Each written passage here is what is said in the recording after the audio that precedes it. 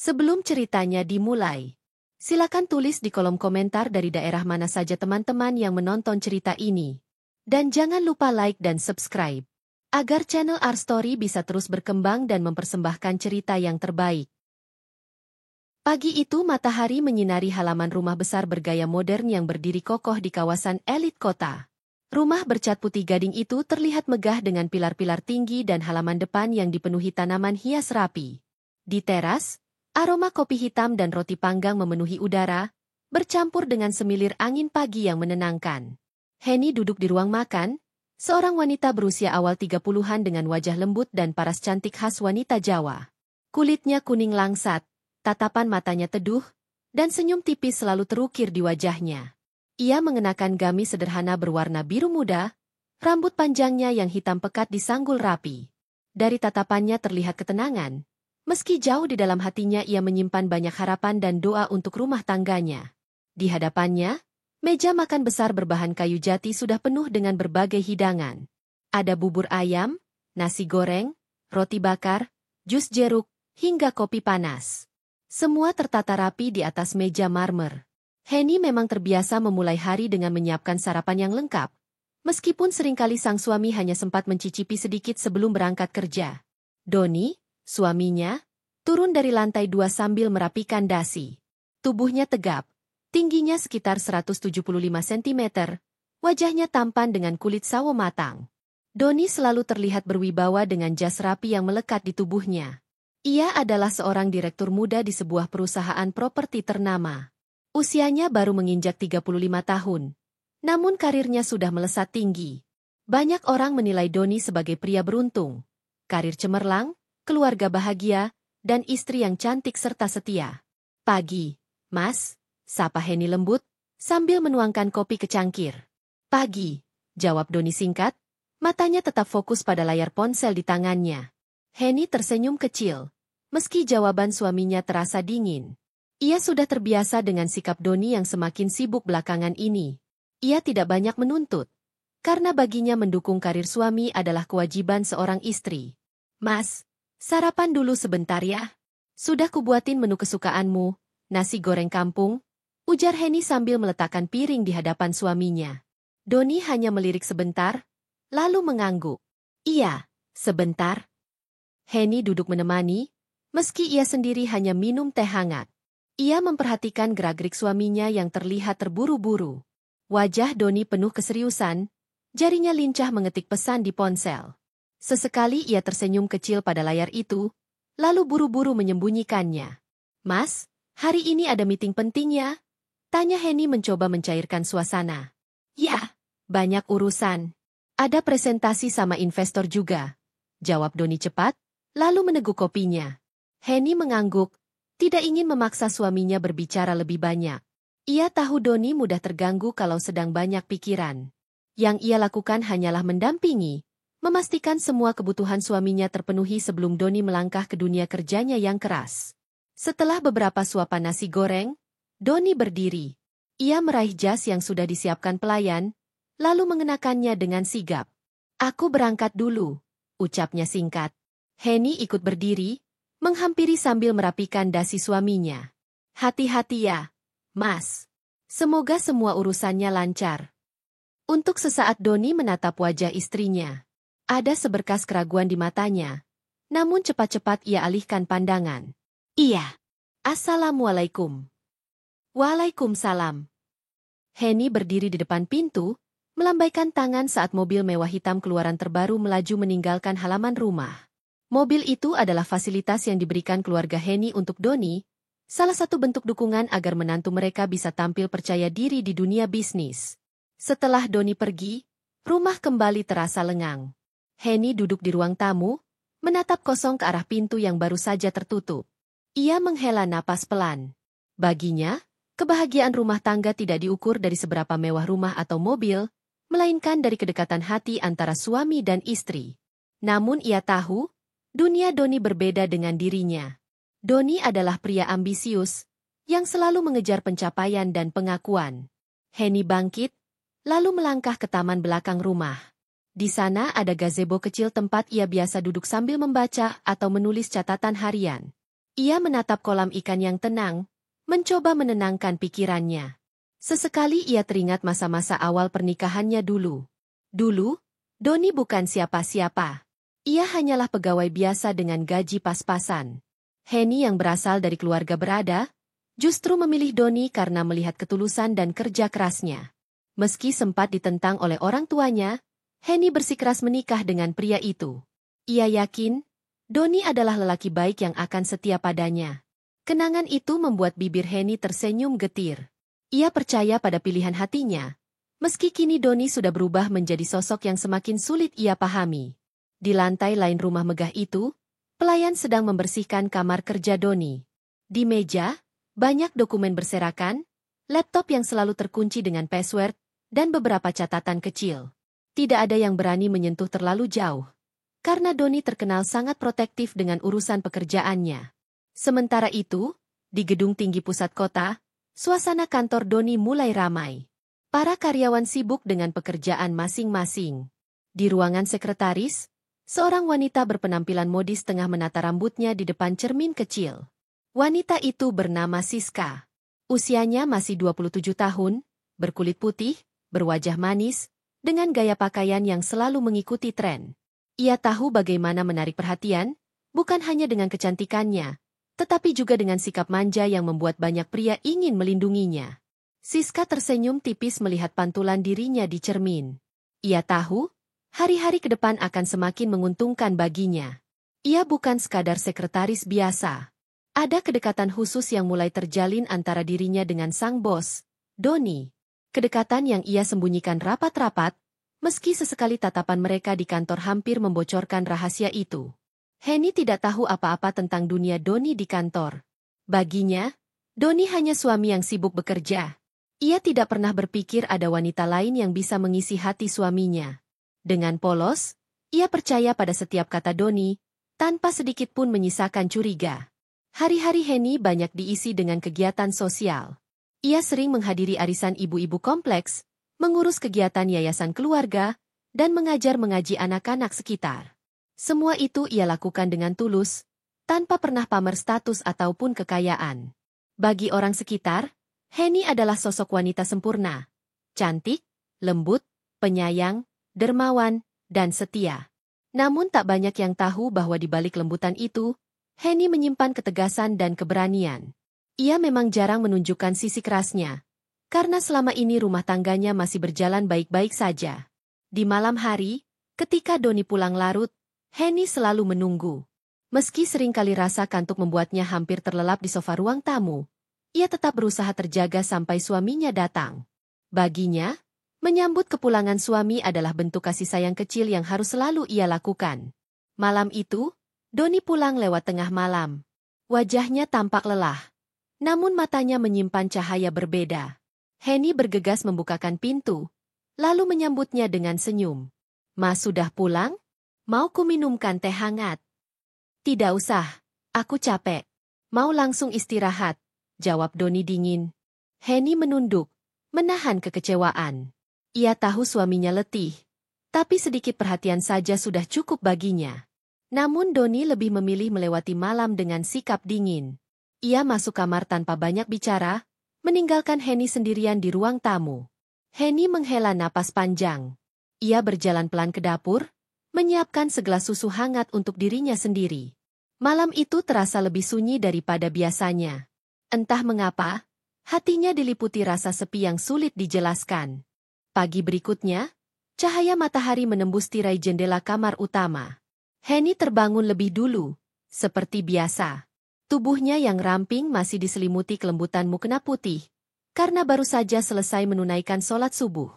Dengan hati tenang, ia melipat sajadah, lalu menatap wajah Doni yang masih terlelap di sisi ranjang. Doni tidur pulas, tubuhnya terlentang dengan dasi yang semalam belum sempat dilepas. Henny tersenyum kecil.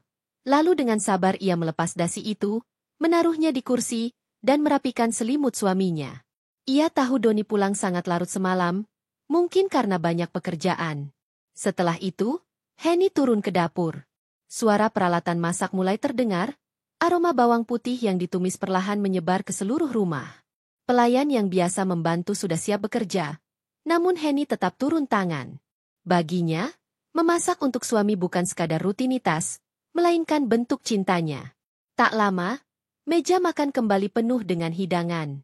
Henny memilih menu sederhana pagi itu, sop ayam kampung hangat, telur dadar, serta tumis buncis. Ia tahu Doni tidak terlalu suka makanan berat di pagi hari, jadi ia menyesuaikan. Jam menunjukkan pukul 7 ketika Doni turun. Kali ini wajahnya terlihat segar setelah tidur cukup. Ia mengenakan kemeja putih bersih, rambutnya tersisir rapi, dan wangi parfum maskulin menyebar ke seluruh ruangan. "Mas, sarapan dulu," sapa Henny lembut. "Ya," jawab Doni singkat, lalu duduk. Henny menuangkan sop ayam ke mangkuk, lalu mendorongnya pelan ke arah Doni. Ia memperhatikan suaminya yang mulai makan tanpa banyak bicara. Sekali lagi, suasana meja makan dipenuhi keheningan. "Mas, nanti sore aku ada kegiatan arisan di rumah Bu Ratna. Setelah itu mungkin agak sore pulangnya. Tapi aku sudah pesan ke Mbok Nah untuk menyiapkan makan malam," kata Henny mencoba berbicara. Doni mengangguk. "Iya. Kalau Mas malam ini pulang cepat, bagaimana kalau kita makan bersama di luar? Sudah lama kita tidak jalan berdua." Doni meletakkan sendoknya sejenak, lalu menatap Henny. Senyum tipis muncul, namun matanya tidak menunjukkan ketulusan. "Kita lihat nanti, kalau aku tidak terlalu sibuk." Jawaban itu membuat Henny mengangguk pelan. Ia mencoba menutupi kecewanya dengan senyum. "Iya, Mas. Semoga bisa." Setelah sarapan, Doni segera berangkat kerja. Seperti biasa, Henny mengantarnya sampai depan rumah. Ia tersenyum, melambaikan tangan saat mobil Doni meluncur keluar. Setelah itu, ia masuk kembali, lalu menata kembali ruang makan yang sudah kosong. Hari itu, Henny menyibukkan diri dengan kegiatan rumah. Ia mengecek stok dapur, berbincang dengan pelayan, lalu menyiapkan beberapa bingkisan kecil untuk anak-anak panti yang rutin ia kunjungi. Ia memang memiliki kegiatan sosial yang cukup padat, meski ia tidak pernah mengumbarnya ke orang lain. Menjelang siang, ia duduk di ruang tamu sambil membaca buku. Namun pikirannya tidak sepenuhnya fokus. Ia sering melirik ke ponselnya, berharap ada pesan dari Doni. Sayangnya, tidak ada. Henny menutup buku itu, lalu menatap kosong ke arah jendela. "Kenapa Mas Doni sekarang selalu dingin, ya?" gumamnya pelan. Ia merasa ada yang berubah, meski ia menolak untuk berpikir buruk. Dalam hatinya, ia selalu mencoba positif. Mungkin suaminya memang lelah, mungkin beban pekerjaannya semakin berat, mungkin ia terlalu banyak berharap. Sore hari, Henny bersiap menghadiri arisan. Ia memilih kebaya sederhana warna hijau toska dengan rok batik yang serasi. Rambutnya disanggul anggun, wajahnya dirias tipis, menampilkan kecantikan natural yang menawan. Saat ia masuk rumah Bu Ratna, beberapa ibu-ibu langsung menyapanya dengan hangat. "Henny, cantik sekali hari ini," ujar salah satu dari mereka. "Terima kasih, Bu," jawab Henny ramah. Suasana arisan berlangsung meriah. Para ibu bercengkerama, tertawa, berbincang tentang keluarga, anak, hingga rencana liburan. Henny ikut tersenyum, meski di hatinya ada sedikit rasa hampa. Setiap kali mendengar cerita mereka tentang suami yang mengajak liburan bersama keluarga, ia hanya bisa menghela napas dalam hati. Ketika sesi arisan hampir selesai, seorang ibu muda bernama Wina mendekat. Wina terkenal suka bergosip, meski tidak semua ucapannya bisa dipercaya. Dengan suara lirih, ia berkata pada Henny, "Neng Henny, katanya Mas Doni makin sukses ya di kantornya." Henny tersenyum. "Alhamdulillah, iya Bu. Semua karena kerja keras Mas Doni." "Wah, pantas saja. Tapi, entahlah. Aku dengar kabar kurang enak. Semoga tidak benar." Henny mengernyit. "Kabar apa, Bu?" Katanya, Mas Doni dekat sekali sama sekretarisnya. Sering pulang bareng, sering makan siang berdua. Tapi ya namanya gosip kantor, belum tentu benar, kan? Henny terdiam sejenak. Wajahnya tetap tersenyum, namun hatinya tercekat. Ia tidak ingin langsung bereaksi. Mungkin hanya salah paham, Bu, ucapnya pelan. "Iya, mudah-mudahan begitu." Sepulang dari arisan, Henny duduk lama di mobil. Ia menatap jalanan malam yang penuh lampu, tapi pikirannya kosong. Kata-kata Wina terus terngiang di telinganya. Ia mencoba menepisnya, mencoba meyakinkan diri bahwa suaminya tidak mungkin begitu. Namun jauh di dalam hatinya, benih keraguan mulai tumbuh. Sampai di rumah, Henny langsung masuk ke kamar. Doni belum pulang. Ia melepas kebaya, mengganti dengan pakaian rumah yang nyaman, lalu duduk di tepi ranjang. Pandangannya kosong menatap meja rias. Tangannya meraih foto pernikahannya dengan Doni, lalu ia pandangi lama. Di foto itu, keduanya tampak bahagia. Doni memeluknya erat, senyum lebar menghiasi wajah mereka. Henny mengelus permukaan kaca bingkai foto itu, lalu berbisik. "Mas, aku percaya padamu. Jangan kecewakan aku." Malam itu, Henny sengaja tidak tidur lebih dulu. Ia ingin menunggu Doni. Namun jam sudah menunjukkan pukul 1 dini hari, dan Doni belum juga pulang. Teleponnya tidak diangkat, pesannya tidak dibalas. Henny duduk di sofa ruang tamu, matanya sembab karena lelah menahan kantuk dan cemas. Ketika akhirnya mobil Doni terdengar memasuki garasi, Henny segera berdiri. Ia membuka pintu dengan senyum, meski matanya merah. "Mas baru pulang?" "Iya, tadi ada meeting mendadak. Kenapa belum tidur?" "Aku ingin menunggu Mas." Doni melepas jasnya dengan ekspresi kesal. "Kamu tidak usah begitu. Tidurlah, jangan tunggu aku terus." Henny mengangguk, meski hatinya perih. Ia berjalan mengikuti suaminya ke kamar, lalu membantu merapikan bajunya. Doni hanya diam, lalu masuk kamar mandi. Henny duduk di ranjang, menatap kosong ke arah pintu kamar mandi yang tertutup. Hatinya bertanya-tanya, apakah benar gosip itu hanya kebohongan, atau ada sesuatu yang lebih besar yang sedang disembunyikan Doni darinya. Pagi itu Henny kembali bangun lebih dulu. Hening rumah besar itu seperti sudah menjadi teman setianya. Ia melipat mukena, menata sajadah, lalu bergegas ke dapur. Hari ini ia memilih membuatkan bubur ayam lengkap dengan suiran daging dan kerupuk karena tahu Doni menyukai makanan itu sejak dulu. Doni turun tangga dengan langkah cepat, mengenakan kemeja biru tua. Rambutnya disisir rapi. Wajahnya serius sambil sesekali melirik ponselnya. Henny sudah menunggu di meja makan. "Mas, ayo sarapan dulu. Bubur ayam kesukaan Mas," katanya dengan nada lembut. Doni duduk tanpa banyak bicara. "Aku tidak bisa lama. Ada janji pagi-pagi." "Sebentar saja, Mas. Paling tidak makan sedikit, biar tidak perut kosong." "Ya, sebentar," jawabnya sambil menyeruput teh hangat. Henny memandanginya, seperti mencari celah untuk sekadar bercakap-cakap. Tapi Doni sibuk dengan ponselnya. Sesekali senyum tipis muncul di wajahnya, seolah pesan yang ia baca sangat menyenangkan. Henny mencoba mengintip, tapi Doni langsung meletakkan ponsel dengan layar menghadap ke bawah. "Mas akhir-akhir ini sering sekali sibuk." "Ya," kata Henny pelan. "Memang banyak proyek baru. Aku harus benar-benar fokus.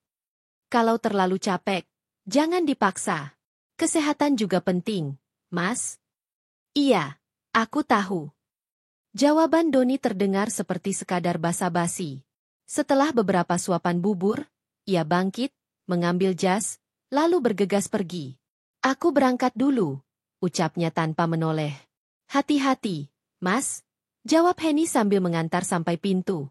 Ketika mobil Doni keluar halaman, Henny berdiri cukup lama di teras. Pandangannya kosong. Hatinya mulai terasa dingin setiap kali melihat punggung suaminya menjauh. Ada jarak yang makin lama makin lebar, meski mereka masih tinggal di bawah satu atap.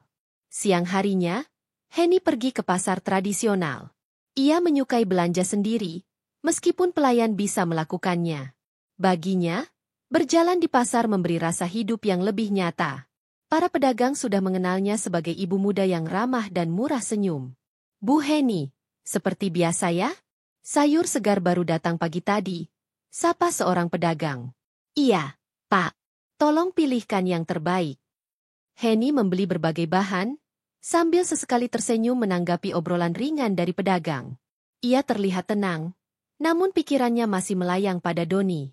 Ketika ia membayar, ponselnya bergetar.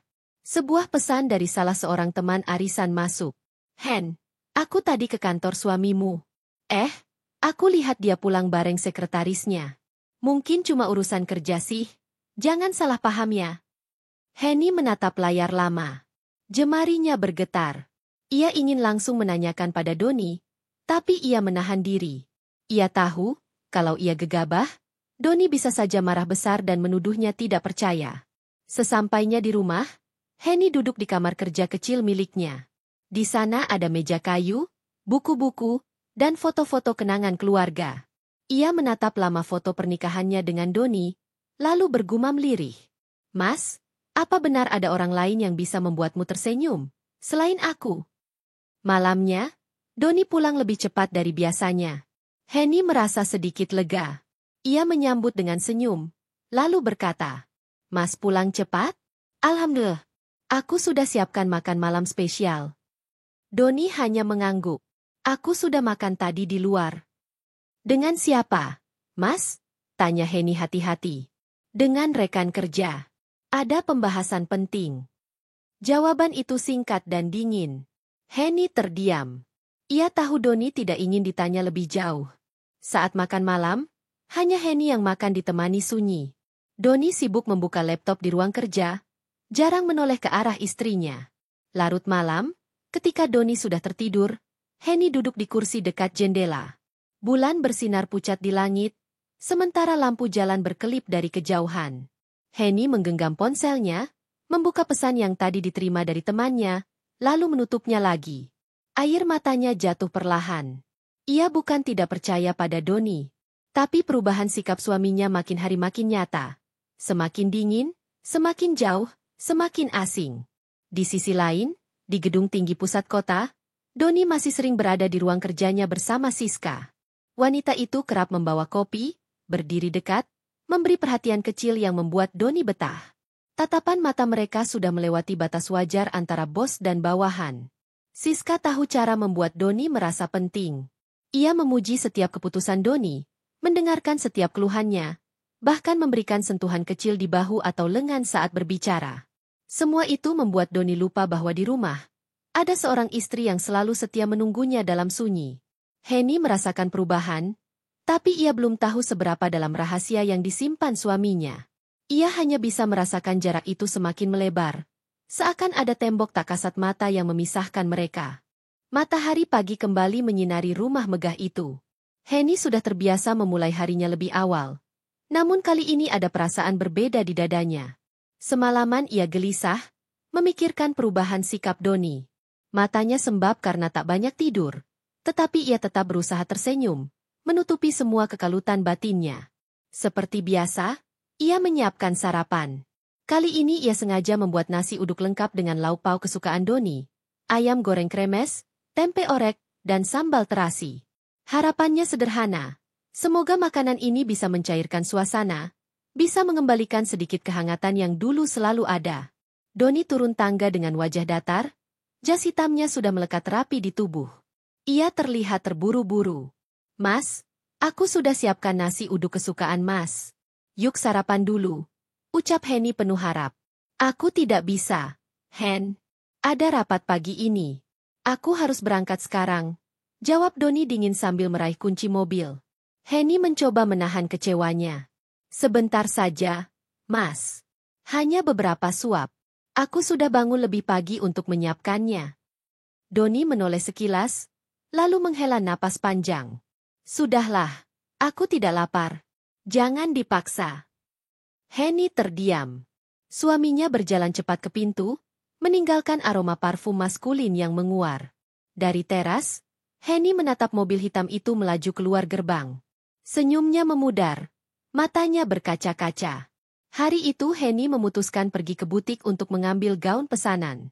Ia memilih mengenakan gaun sederhana warna pastel, wajahnya dirias tipis. Dari luar, ia tampak anggun dan tegar, meski hatinya terluka. Di butik, ia bertemu dengan temannya, Rina. Mereka sudah lama tidak bertemu. Henny, lama sekali kita tidak bertemu. Kamu tambah cantik saja. Sapa Rina hangat. Kamu juga. Apa kabar? Alhamdulillah baik. Kamu sendiri bagaimana? Doni apa kabarnya? Pertanyaan itu membuat senyum Henny sedikit kaku. Mas Doni baik, sibuk sekali akhir-akhir ini. Ah iya, suamimu kan sekarang jabatannya makin tinggi.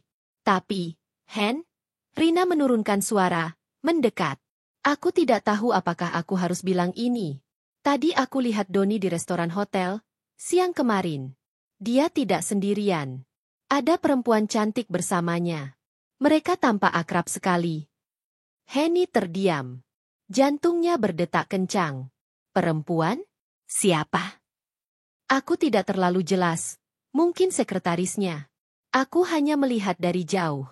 Tapi maafkan aku, Hen. Aku tidak bermaksud membuatmu khawatir. Henny tersenyum hambar, mencoba menutupi keguncangan batinnya. Tidak apa-apa, Rin. Terima kasih sudah cerita. Rina memegang tangannya.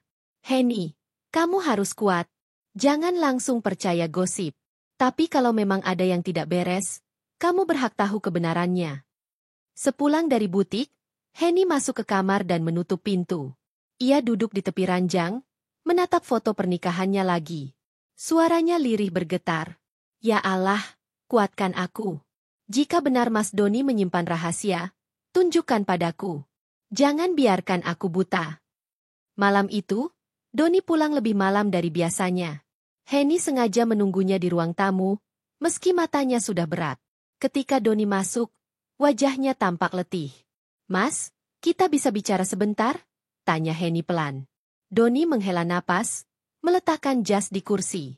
Bicara apa? Aku lelah, Hen. Besok saja. Tapi ini penting, Mas. Aku hanya ingin tahu. Akhir-akhir ini Mas sering pulang larut, sering bilang ada rapat.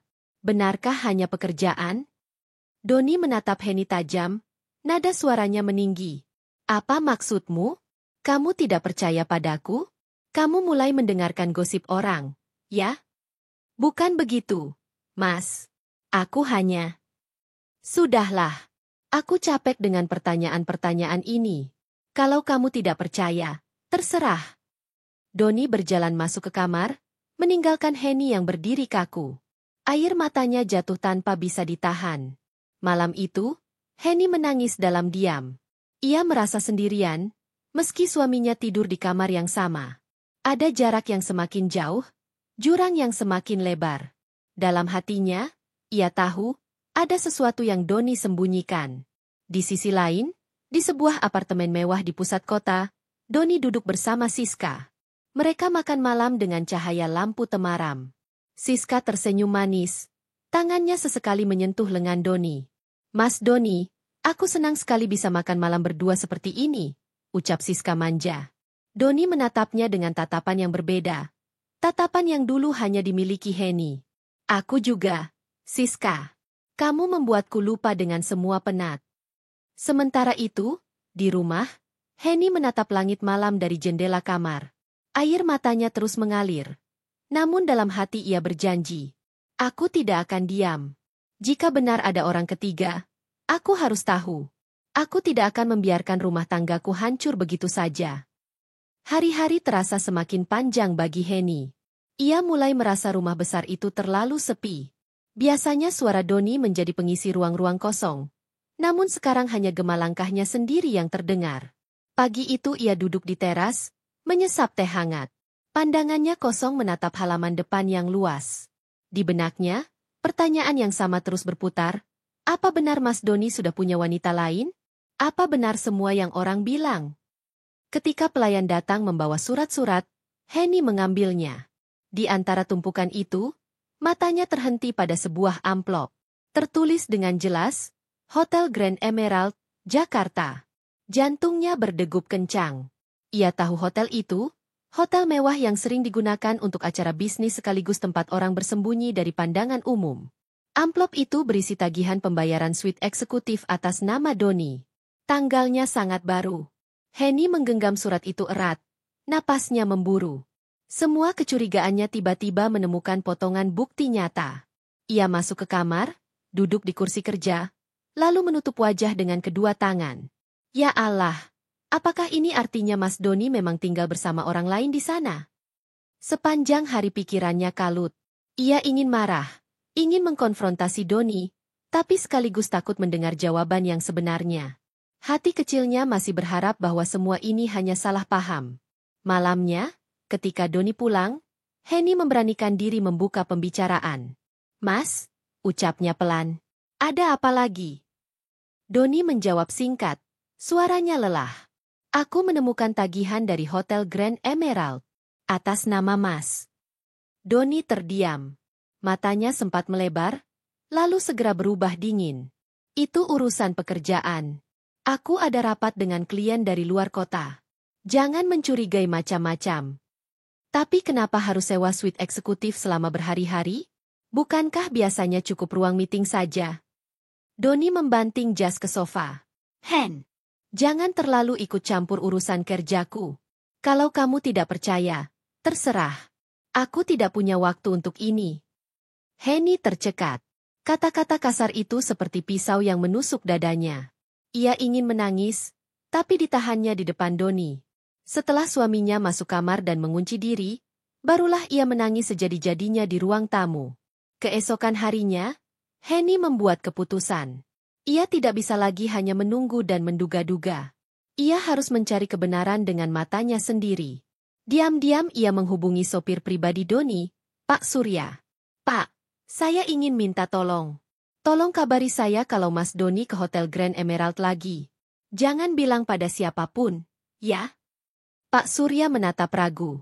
"Tapi, Bu Henny, nanti kalau Pak Doni tahu saya bisa kena masalah." "Saya janji tidak akan ada yang tahu. Saya hanya ingin tahu kebenarannya." Pak Surya akhirnya mengangguk pelan. Ia kasihan melihat wajah Henny yang penuh luka. Beberapa hari kemudian, telepon dari Pak Surya masuk.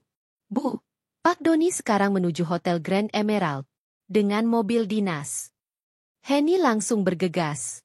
Ia mengenakan jilbab sederhana, mengambil mobil sendiri, dan menyusul ke hotel itu. Jantungnya berdebar kencang sepanjang perjalanan. Setiap lampu merah terasa sangat lama. Sesampainya di hotel, Henny memarkir mobil agak jauh. Ia menyusup ke lobi, mencoba bersikap tenang. Matanya menyapu sekeliling, mencari sosok Doni. Dan benar saja, dari kejauhan ia melihat Doni berjalan beriringan dengan seorang wanita. Wanita itu mengenakan gaun elegan, rambut panjangnya tergerai rapi, wajahnya penuh senyum. Henny mengenalinya.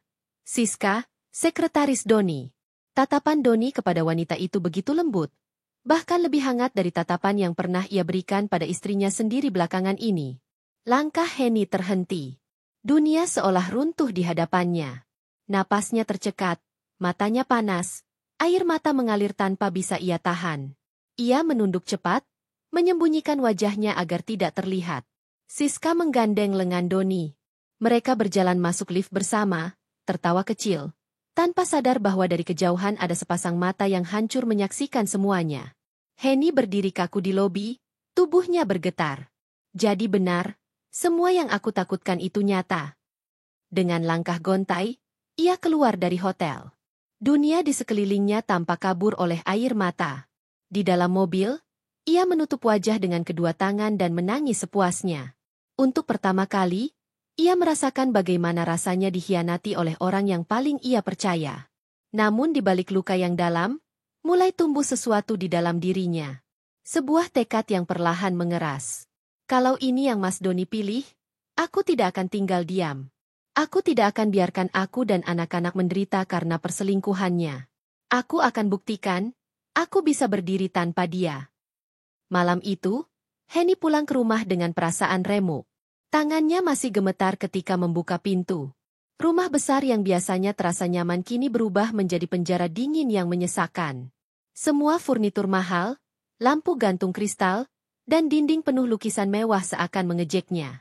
Ia berjalan gontai menuju kamar, lalu duduk di tepi ranjang. Air matanya belum berhenti mengalir. Ingatan tentang Doni dan Siska berjalan bergandengan tangan di lobi hotel berulang kali muncul di kepalanya.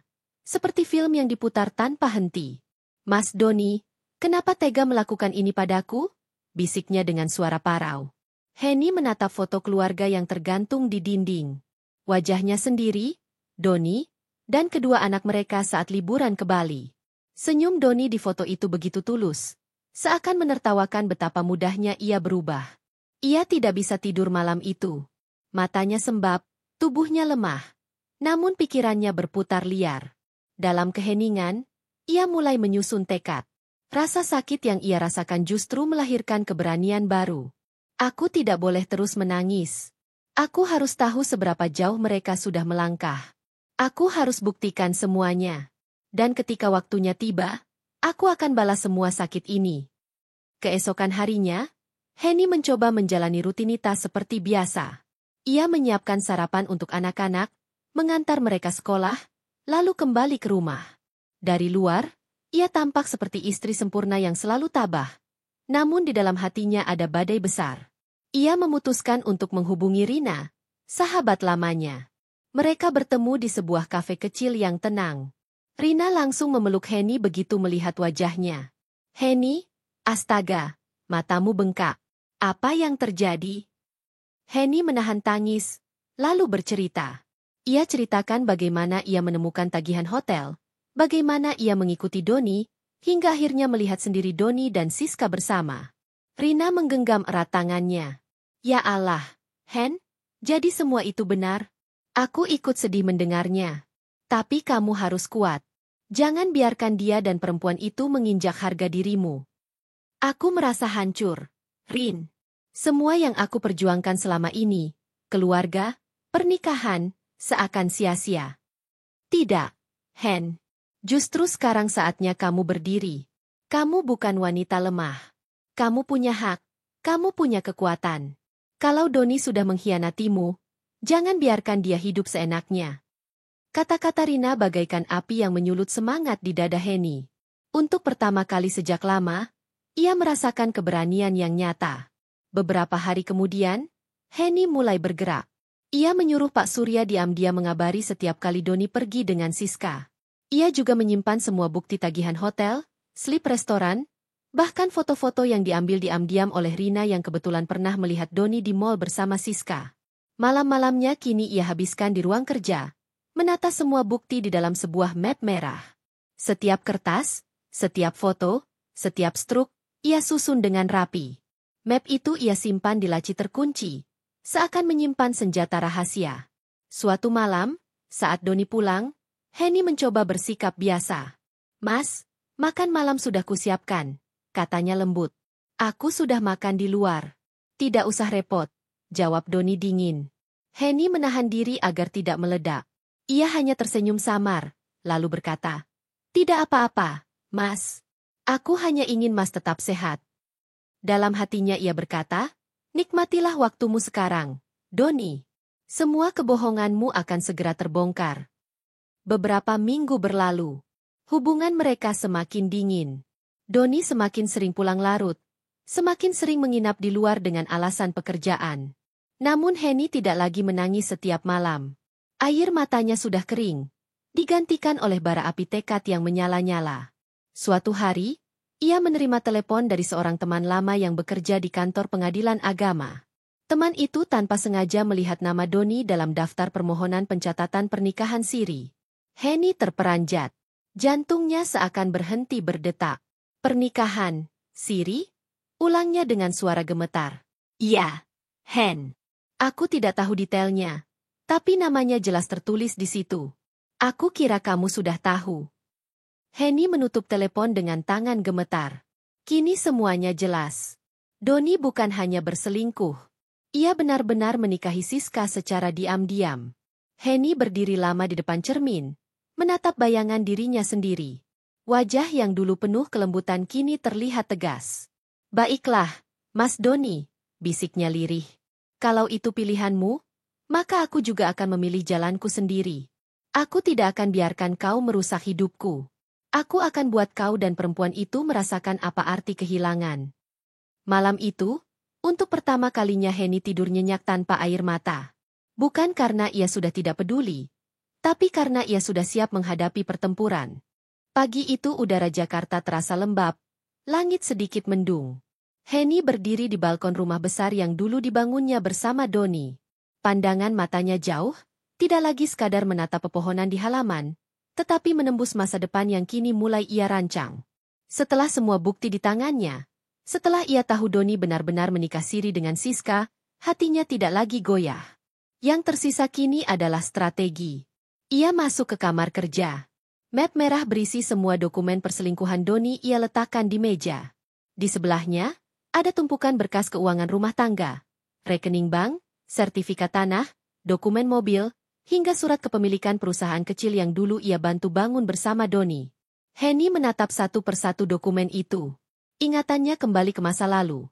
Bagaimana ia ikut berjuang mendukung Doni dari nol, membantu menyusun proposal bisnis, menemani saat Doni jatuh, memberi semangat ketika perusahaan hampir bangkrut. Semua perjuangan itu sekarang dibayar dengan pengkhianatan. Kalau dia bisa menduakan aku, kalau dia bisa dengan seenaknya memberi semua fasilitas ini untuk perempuan lain, maka aku pun berhak menarik kembali apa yang selama ini aku ikut bangun. Siang harinya, Henny menemui notaris yang sudah lama menjadi kenalan keluarganya. Ia berpakaian rapi, dengan wajah tenang meski hatinya penuh badai. Pak Bima, saya ingin konsultasi mengenai pembagian aset. Saya ingin tahu apa saja yang secara hukum berada atas nama saya, dan apa yang bisa saya kontrol. Pak Bima menatap Henny serius. Ada masalah apa, Bu Henny? Maaf kalau saya lancang, tapi biasanya pertanyaan semacam ini muncul ketika ada masalah rumah tangga. Henny menghela napas panjang. Betul, Pak. Suami saya sudah menikah lagi diam-diam. Saya tidak ingin gegabah, tapi saya juga tidak mau jadi korban.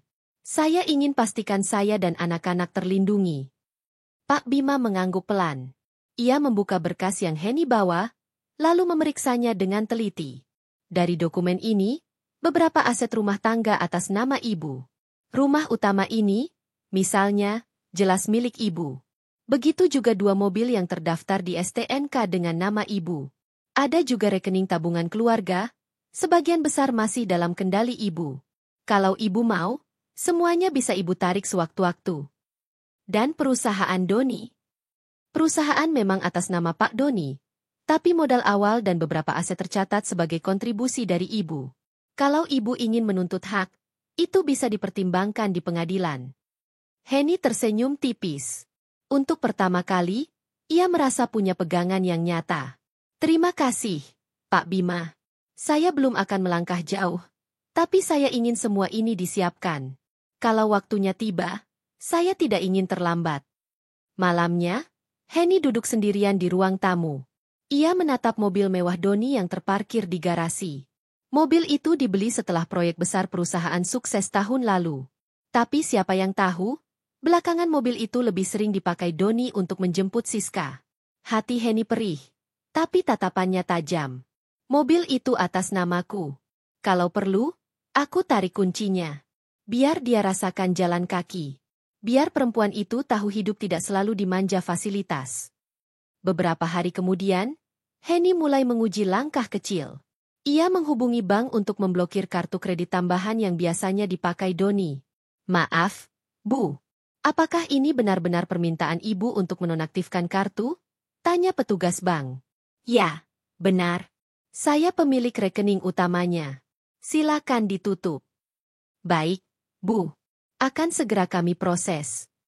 Ketika Doni hendak menggesek kartu itu di restoran mewah bersama Siska, kartu ditolak. Wajah Doni memerah. Sementara Siska terlihat kesal. Mas, kok bisa ditolak sih? Malu banget sama orang-orang. Entahlah. Padahal limitnya masih besar. Doni terpaksa membayar dengan kartu pribadinya. Sementara dalam hati ia merasa heran. Ia tidak tahu Henny sudah mulai bergerak. Sementara itu, Henny tetap menjaga sikap di rumah. Ia masih menyapa Doni dengan sopan. Masih menyiapkan makanan, seolah tidak terjadi apa-apa. Namun dalam diam, ia mengatur strategi satu persatu. Suatu malam, ketika Doni pulang larut, Henny menatapnya dari balik tirai kamar. Tubuh Doni tampak lelah, tapi raut wajahnya berbeda. Ada rasa puas yang tidak bisa disembunyikan. Henny tahu, kepuasan itu bukan lagi berasal dari rumah ini, melainkan dari perempuan lain. Baiklah, Mas, gumamnya lirih. Aku biarkan kau puas dulu. Tapi ingat, semua fasilitas yang kau banggakan itu, satu persatu akan kutarik. Dan saat kau benar-benar kehilangan, barulah kau mengerti siapa yang sebenarnya membangun semua ini. Keesokan harinya, Henny mulai menyiapkan dokumen kepemilikan mobil. Ia menghubungi bengkel resmi untuk menarik mobil mewah Doni dengan alasan perawatan. Pak, Tolong jemput mobil itu besok pagi. Katakan saja ada instruksi dari pemilik sah, Bu Heni. Baik, Bu. Kami siap. Ketika Doni hendak berangkat kerja keesokan paginya, mobil itu sudah tidak ada di garasi. Ia kebingungan. Hen, mana mobilku? Heni tersenyum datar. Aku bawa ke bengkel, Mas. Ada beberapa hal yang harus dicek. Kan mobil itu memang atas namaku. Tenang saja, nanti akan kupastikan semuanya aman. Doni mendengus kesal, tapi tidak bisa membantah. Dalam hatinya, ia mulai merasa ada yang janggal. Di luar semua itu, Heni masih memikirkan anak-anak. Ia tidak ingin mereka menjadi korban. Ia mulai menabung secara terpisah, menyisihkan sebagian uang untuk masa depan mereka. Ia juga memperhatikan sekolah anak-anak lebih ketat, memastikan mereka tidak terganggu oleh keretakan rumah tangga. Setiap malam, sebelum tidur, Heni memeluk anak-anaknya erat. Dalam pelukan itu, ia berjanji pada dirinya sendiri. Apapun yang terjadi, aku tidak akan biarkan kalian kehilangan masa depan. Biar aku yang menanggung sakitnya, asal kalian tetap tumbuh bahagia. Hari-hari berjalan, dan langkah-langkah kecil Heni mulai terasa dampaknya. Doni semakin sering mengeluh soal keuangan. Fasilitas yang dulu selalu lancar kini terasa tersendat. Siska pun mulai menunjukkan rasa tidak puas. Mas, kok sekarang susah ya kalau mau belanja ini itu? Dulu gampang banget, semua tinggal gesek kartu. Doni hanya bisa menghela napas. Aku tidak tahu kenapa. Tapi jangan khawatir, aku akan atur lagi. Namun di balik kata-katanya, Doni mulai merasa kehilangan kendali. Dan itu baru permulaan. Doni duduk di ruang kerjanya dengan wajah kusut. Laptop terbuka di depannya. Namun pikirannya tidak fokus. Sejak beberapa minggu terakhir, banyak hal aneh terjadi. Kartu kredit yang biasa ia gunakan untuk mengajak Siska berbelanja tiba-tiba terblokir. Mobil mewah yang selalu menjadi kebanggaannya lenyap begitu saja dengan alasan dibawa ke bengkel. Tapi sampai hari ini belum kembali. Bahkan dana perusahaan yang dulu terasa lancar kini seperti tersendat. Ia mengusap wajah dengan kasar. Kenapa semua jadi ruwet begini? Apa ada yang sengaja bikin repot? Gumamnya. Siska yang duduk di sofa ruang kerja ikut mengeluh. Ia mengenakan gaun sederhana, tapi wajahnya tampak kesal. Mas, aku benar-benar malu kemarin di butik. Bayangkan, aku sudah pilih banyak barang, kartunya ditolak. Rasanya aku jadi bahan tontonan. Dulu waktu masih pakai kartu itu, semua gampang. Sekarang kok susah? Doni menarik napas panjang. Aku juga bingung. SIS. Mungkin ada masalah teknis. Masalah teknis apa kalau sudah 2 kali gagal? Jangan-jangan istrimu sengaja memblokir semuanya. Dia kan pemilik rekening utamanya, kan? Ucapan Siska menusuk Doni. Ia terdiam sesaat, lalu memijit pelipis. Memang benar, sebagian besar aset dan rekening keluarga berada atas nama Heni. Selama ini Doni tidak peduli karena ia pikir Heni tidak akan macam-macam. Namun kini semua terasa berbeda. Sementara itu, Heni di rumah duduk dengan tenang di ruang tamu. Di hadapannya ada catatan panjang yang ia tulis sendiri. Daftar fasilitas yang sudah ditarik dari Doni dan rencana berikutnya. Kartu kredit tambahan sudah diblokir. Mobil mewah sudah ditarik, disimpan di garasi rumah lama. Rekening tabungan bersama dalam proses pemisahan. Kontrol atas dana operasional perusahaan segera ditinjau. Ia menatap daftar itu dengan tatapan tajam. Bibirnya tersenyum samar. Langkah pertama berhasil. Sekarang waktunya masuk ke tahap berikutnya. Aku ingin Doni benar-benar merasakan bagaimana rasanya kehilangan segalanya. Beberapa hari kemudian, Doni kembali ke rumah dengan wajah kesal. Ia menemukan Heni sedang duduk santai sambil membaca buku. Hen, kamu tahu sesuatu tentang kartu kreditku? Kenapa bisa terblokir? Heni menutup buku perlahan, menatap Doni dengan tenang. Kartu itu atas namaku, Mas. Aku yang memutuskan untuk menutupnya. Rasanya sudah tidak perlu lagi kalau pengeluaran rumah tangga dipakai seenaknya. Apa maksudmu? Itu kartu keluarga, Hen. Aku juga berhak pakai. Heni tersenyum dingin. Berhak? Berhak untuk siapa? Mas? Untuk istri di rumah? Atau untuk sekretaris cantik di luar sana? Wajah Doni langsung memerah. Ia terdiam, tidak menyangka Henny bisa bicara seberani itu. Hen, kamu jangan asal tuduh. Aku tidak asal tuduh. Aku punya mata, punya telinga. Aku tahu semua yang kamu lakukan. Jadi jangan pura-pura bersih. Doni terdiam, lalu berjalan mondar-mandir dengan gelisah. Untuk pertama kali, ia merasa posisinya terpojok. Di sisi lain, Siska mulai resah. Ia terbiasa hidup mewah bersama Doni, dengan fasilitas yang mengalir deras dari uang perusahaan dan rekening keluarga. Namun kini semua berubah. Mas, aku capek kalau begini terus. Kita seperti orang susah. Mau makan enak aja harus mikir. Aku nggak sanggup kalau terus-terusan gini.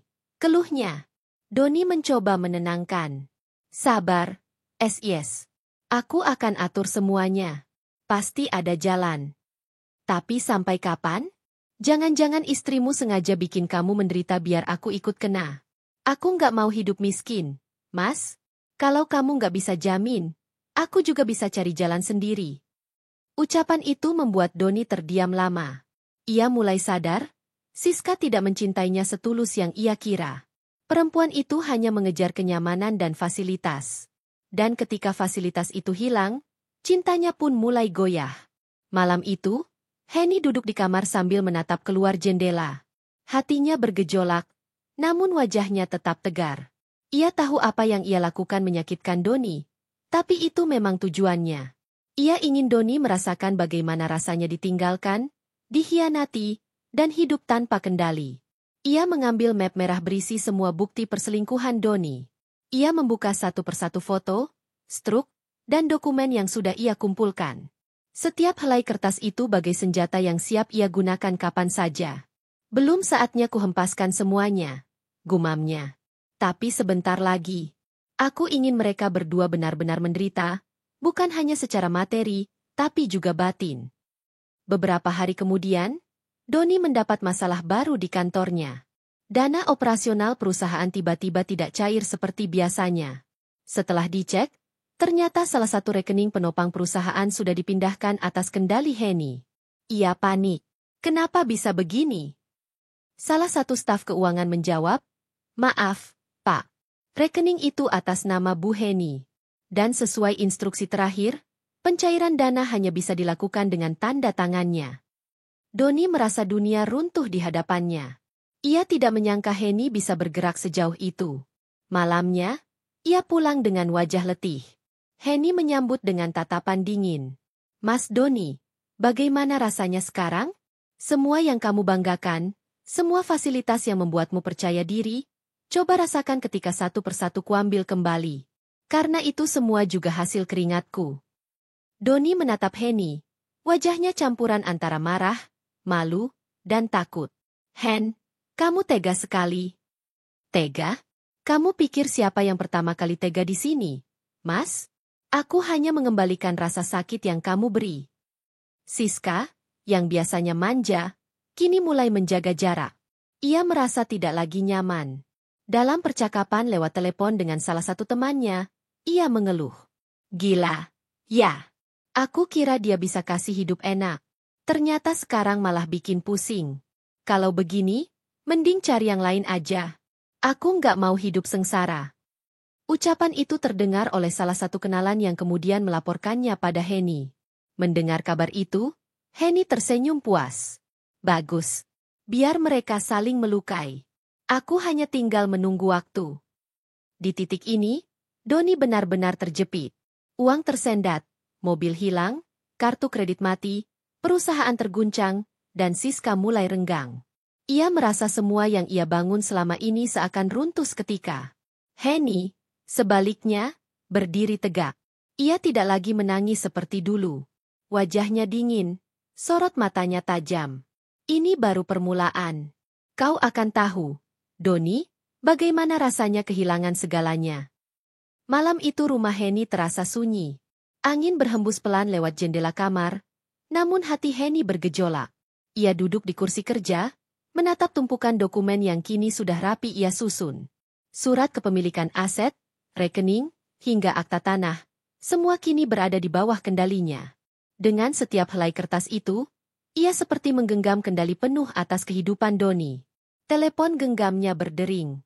Sebuah pesan masuk dari salah satu rekan bisnis Doni yang juga kenal dekat dengan Henny. Bu Henny, sepertinya ada masalah di perusahaan. Banyak vendor mengeluh karena pembayaran macet. Apakah ibu bisa bantu memberikan kejelasan? Henny tersenyum tipis membaca pesan itu. Ia tahu persis kenapa pembayaran macet. Karena dirinya sudah menahan akses keuangan. Ia mengetik balasan singkat. Terima kasih atas informasinya, Pak. Untuk sementara, silakan langsung koordinasi dengan saya. Sementara itu, di apartemen yang ia sewa diam-diam untuk bersama Siska, Doni duduk di sofa dengan wajah kusut. Di meja depannya, ada segelas kopi yang sudah dingin. Siska mondar-mandir dengan wajah kesal. Mas, aku nggak bisa terus begini. Semua janji-janji indah dulu apa kabarnya? Katanya mau bahagiain aku, mau kasih aku hidup enak. Nyatanya sekarang kita malah pusing mikirin uang. Bahkan buat bayar sewa apartemen aja mas kelabakan. Doni memijit pelipisnya. Aku sedang cari jalan keluar. SIS. Jangan ngomong seakan-akan aku nggak berusaha. Kamu tahu sendiri, kondisi perusahaan lagi kacau. Lagi kacau? Atau memang istrimu yang sengaja bikin semua ini? Suara Siska meninggi. Aku nggak mau hidup miskin, Mas. Kalau kamu nggak bisa jamin masa depanku, aku lebih baik pergi. Ucapan itu bagai petir di telinga Doni. Ia menatap Siska dengan wajah terkejut, campuran marah dan takut. Jadi gitu? Setelah semua yang aku korbankan buat kamu, sekarang kamu ancam mau pergi? Siska melipat tangan di dada. Aku realistis. Mas, aku nggak mau buang-buang waktu kalau ujung-ujungnya aku harus hidup susah. Beberapa hari kemudian, Doni memberanikan diri pulang ke rumah. Ia menemukan Henny sedang duduk di ruang makan, menyiapkan sarapan anak-anak.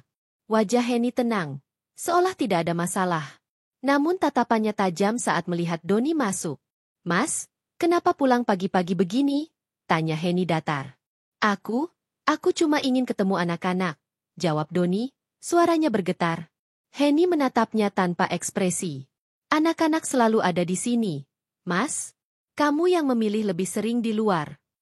Anak-anak menyapa Doni dengan polos, tidak tahu gejolak hati orang tuanya. Doni mencoba tersenyum, tapi senyum itu terasa dipaksakan. Setelah anak-anak berangkat sekolah, suasana meja makan menjadi tegang. Hen, aku mohon, tolong jangan tarik semua akses keuangan. Perusahaan bisa hancur kalau kamu terus lakukan ini. Henny meletakkan cangkir teh dengan perlahan, lalu menatap Doni lurus. Kenapa aku harus peduli pada perusahaanmu? Mas, perusahaan yang kau bangun dengan uangku, lalu kau gunakan untuk menghidupi perempuan lain? Kalau perusahaan itu hancur, mungkin itu memang hukuman yang pantas. Doni terdiam. Dadanya sesak. Hen, aku tahu aku salah. Tapi jangan libatkan perusahaan. Banyak orang bergantung pada itu. Kalau kau benar-benar peduli pada orang lain, kenapa kau tidak peduli pada aku dan anak-anak? Kau lebih memilih memanjakan sekretarismu daripada menjaga rumah tangga. Suasana hening. Doni tidak bisa membantah, karena semua ucapan Henny benar adanya. Di sisi lain, Siska semakin gencar menekan Doni. Setiap hari ia mengeluh tentang uang, tentang gaya hidupnya yang kini serba terbatas. Bahkan ia mulai jarang menjawab telepon Doni. Suatu malam, saat Doni menunggu di restoran dengan wajah lelah, Siska datang dengan raut wajah dingin. Mas, aku nggak bisa terus-terusan begini. Aku sudah mikir panjang. Mungkin memang kita nggak bisa lanjut. Doni terbelalak. Maksudmu apa? Maksudku, lebih baik kita akhiri. Aku nggak mau ikut jatuh dalam masalahmu. Aku punya kehidupan sendiri, aku butuh jaminan. Dan kamu sudah nggak bisa kasih itu lagi. Doni merasa dunianya runtuh. Perempuan yang ia bela mati-matian, yang ia pilih dengan mengorbankan rumah tangga, kini meninggalkannya begitu saja. Malam itu, Doni pulang dengan langkah gontai. Ia masuk rumah tanpa semangat, duduk di ruang tamu dengan wajah murung. Henny keluar dari kamar, menatapnya dingin. Kenapa pulang? Bukankah biasanya kau lebih betah di luar sana? Doni menunduk. Dia Dia meninggalkanku. Henny terdiam sejenak, lalu tersenyum sinis. Oh, jadi akhirnya dia tunjukkan wajah aslinya? Bagus, kau pantas mendapatkannya. Aku mohon, tolong beri aku kesempatan. Aku janji akan berubah. Henny menatap Doni dengan sorot mata tajam. Kesempatan? Kau pikir aku masih mau memberi kesempatan setelah semua yang kau lakukan? Tidak, Mas. Kau sudah kehilangan semuanya. Termasuk aku. Hari-hari berikutnya, Henny semakin teguh menjalankan rencananya. Ia resmi menarik kembali seluruh fasilitas yang pernah ia berikan. Mobil mewah, rekening tabungan, bahkan akses rumah lama yang biasa dipakai Doni.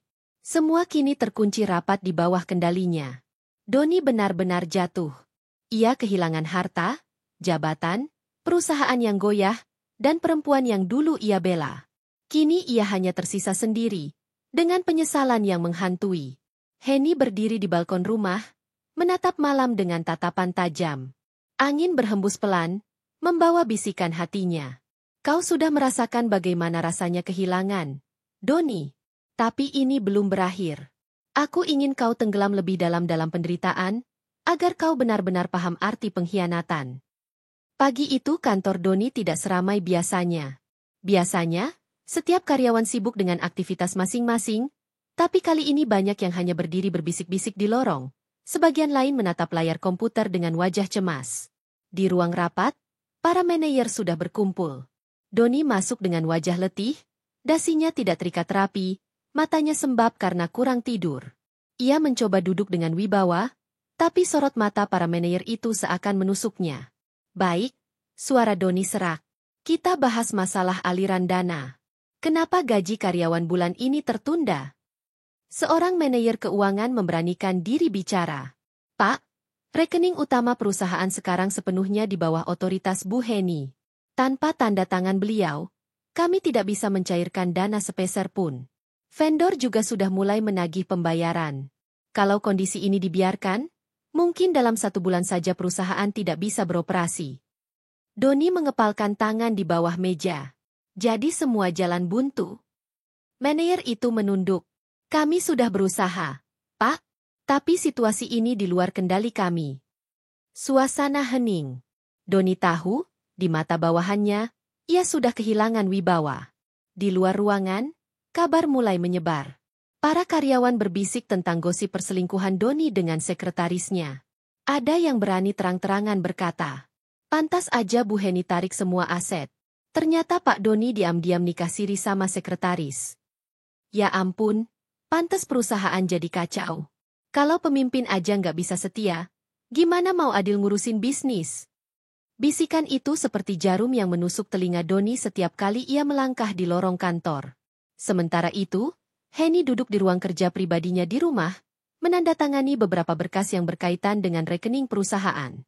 Salah satu staf keuangan yang selama ini diam-diam berpihak padanya baru saja melapor bahwa investor besar sudah mulai ragu menaruh dana. Bagus, ujar Henny pelan. Biarkan mereka tahu siapa sebenarnya Doni. Aku akan tunjukkan bahwa tanpa aku, dia bukan siapa-siapa. Di mejanya, Henny menyimpan map berisi bukti perselingkuhan Doni dengan Siska. Foto-foto mereka berduaan, struk belanja dari kartu kredit, bahkan laporan apartemen yang disewa diam-diam. Semua bukti itu sudah ia rangkai rapi, siap ia sebarkan kapan saja. Jika perusahaan itu benar-benar jatuh, biarlah. Tapi jatuh karena kesalahannya sendiri, bukan karena aku. Malam hari, Doni kembali ke apartemen, hanya untuk mendapati kamar kosong. Siska sudah pergi, meninggalkan pesan singkat di meja. Aku tidak bisa terus bersamamu, Mas. Maaf. Doni duduk di ranjang, menatap kertas itu lama sekali. Tangannya bergetar. Ia baru benar-benar sadar, semua yang ia pertahankan sudah hilang. Perempuan yang ia pilih meninggalkan dirinya, perusahaan yang ia bangun sedang runtuh, dan keluarga yang ia khianati kini berdiri tegak melawan. Ia menutup wajah dengan kedua tangan, terisak tanpa suara. Keesokan harinya, media lokal mulai memberitakan kabar miring. Perusahaan milik Doni terancam bangkrut, isu perselingkuhan dengan sekretaris semakin menguat. Headline itu tersebar di berbagai portal berita. Foto Doni yang biasanya gagah kini terpampang dengan wajah kusut. Beberapa investor resmi menarik modal. Telepon Doni berdering tanpa henti. Bukan lagi dari klien yang memuji, melainkan dari penagih utang, vendor yang marah, dan karyawan yang menuntut gaji. Di rumah, Henny membaca berita itu sambil menyesap teh hangat. Senyumnya samar, matanya berkilat dingin. Sekarang kau tahu rasanya, Doni. Semua yang kau kira akan abadi, harta, jabatan, cinta semu, semua itu bisa hilang dalam sekejap. Karena kau tidak pernah menjaga yang paling berharga. Sore itu, Doni memberanikan diri pulang ke rumah. Ia masuk dengan langkah gontai, duduk di kursi ruang tamu tanpa diminta. Henny keluar dari kamar, menatapnya lama dengan tatapan yang sulit ditebak. Hen, suara Doni parau. Aku sudah kehilangan semuanya. Henny menatapnya dingin. Bukankah itu yang kau pilih sendiri? Aku menyesal. Doni menunduk. Suaranya pecah. Aku sungguh menyesal. Tolong, beri aku kesempatan. Aku sudah hancur. Aku nggak punya siapa-siapa lagi. Henny mendekat perlahan, berdiri tegak di hadapan Doni. Menyesal setelah semua habis? Setelah aku kau sakiti? Setelah anak-anak kau abaikan? Setelah kau lebih memilih sekretarismu daripada rumah tangga? Penyesalanmu sekarang tidak berarti apa-apa, Mas? Doni terisak, lututnya gemetar. Hen, aku mohon, jangan biarkan aku terpuruk begini. Aku butuh kamu. Henny menunduk, menatapnya dengan mata berkilat. Kau butuh aku bukan karena cinta, tapi karena kau sudah miskin dan sendirian. Aku bukan tempat pelarianmu, Doni. Aku adalah orang yang kau hianati. Ingat itu. Hari mulai gelap. Doni masih terduduk di ruang tamu, seperti orang kehilangan arah. Henny melangkah ke balkon, menatap lampu kota yang mulai menyala. Angin malam menyapu wajahnya, membawa rasa lega sekaligus getir. Ia tahu perjalanannya belum selesai.